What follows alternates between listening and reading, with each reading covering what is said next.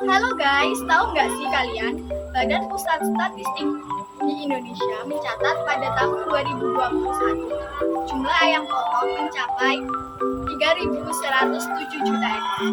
Kandungan protein kasar berpengaruh pada energi metabolis pada ayam, sehingga semakin banyak protein maka kualitas ayam akan semakin bagus.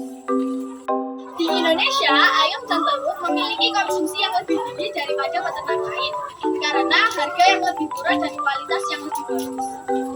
Ternyata teman-teman, cakang telur memiliki kandungan garam organik dan kalsium karbonat sebesar 95,1%, 3,3% bahan organik, 2,21% kalsium, dan 1,6% air.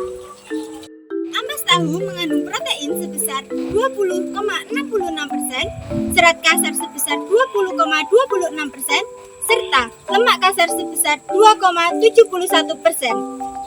Tujuan dari penelitian ini yaitu 1. Mengetahui karakteristik pakan ternak berbasis cangkang telur kombinasi ampas tahu terfermentasi malt. 2. Mengetahui pengaruh malt terhadap pakan ternak berbasis cangkang telur kombinasi ampas tahu.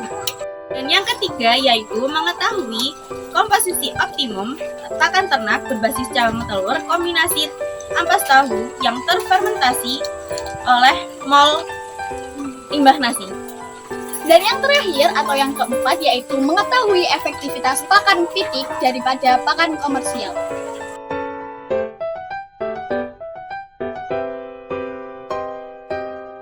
Bahan utama yang digunakan dalam penelitian kali ini adalah cawang telur, ampas tahu, mol limbah nasi, dan molase.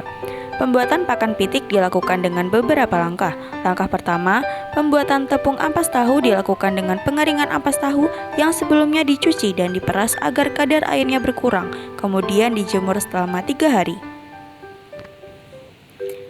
Lalu, ampas tahu yang telah kering difermentasi dengan mol limbah nasi selama 3 hari yang berguna untuk pemecahan protein kasar menjadi lebih sederhana agar mudah dicerna oleh ayam.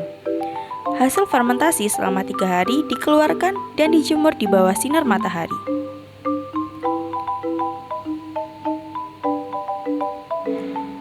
Hasil fermentasi ampas tahu yang telah kering kemudian dihaluskan dan diayak supaya menjadi tepung ampas tahu. Langkah kedua pada pembuatan tepung cakang telur dilakukan dengan pencucian telur untuk menghilangkan lendir dan dipanaskan selama 30 menit kemudian dikeringkan. Cakang telur yang telah kering dihaluskan dan diayak agar mendapatkan tepung cakang telur.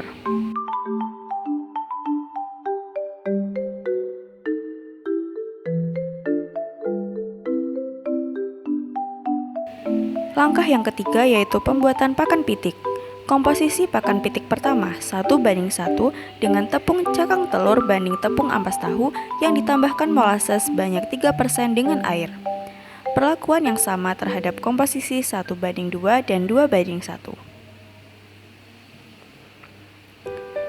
Setelah melakukan percobaan 3 komposisi pakan pitik kepada ayam selama beberapa hari, dengan setiap kandang terdapat 3 ayam, serta dilakukan analisa persentase perkembangan kenaikan berat badan ayam, maka didapatkan komposisi optimal 2:1 dengan tepung cakang telur banding tepung ampas tahu yang kemudian dibandingkan dengan pakan komersial dan dianalisa data perkembangannya.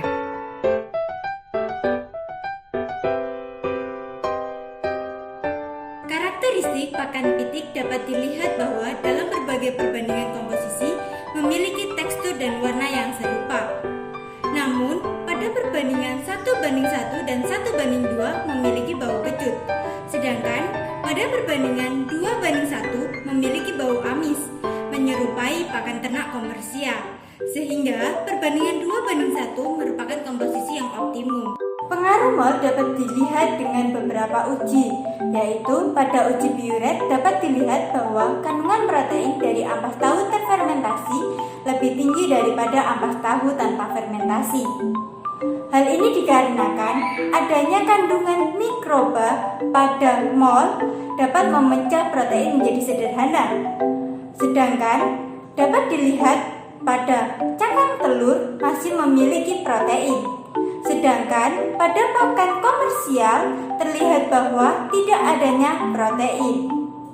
Uji Benedict menunjukkan adanya warna merah bata pada ampas tahu terfermentasi, yang artinya adanya proses fermentasi pada ampas tahu tidak mengurangi kandungan karbohidrat di dalamnya, dan pada tepung cangkang telur tidak menunjukkan adanya karbohidrat. Sedangkan pada pakan komersial menghasilkan warna merah bata yang pekat, yang artinya memiliki kandungan karbohidrat. Dilihat setelah 3 hari dan bisa dilihat pada grafik berikut. Hasil menunjukkan bahwa komposisi optimal terdapat pada komposisi 5 dengan perbandingan tepung cangkang telur banding ampas tahu atau 2:1. Karena komposisi tersebut mempengaruhi berat badan ayam paling besar.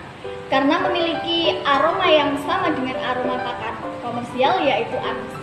Pakan pitik dan pakan komersial. Selanjutnya pakan optimal 2:1 dibandingkan menggunakan pakan komersial selama 3 hari. Dan dapat dilihat pada grafik bahwa terjadi kenaikan cukup signifikan antara pakan pitik dengan komersial. Pengukuran dilakukan dengan menimbang kenaikan rata-rata setiap ayam per hari dan didapatkan hasil bahwa komposisi 5 memiliki kenaikan yang meningkat setiap harinya yang tidak jauh berbeda dengan pakan komersial.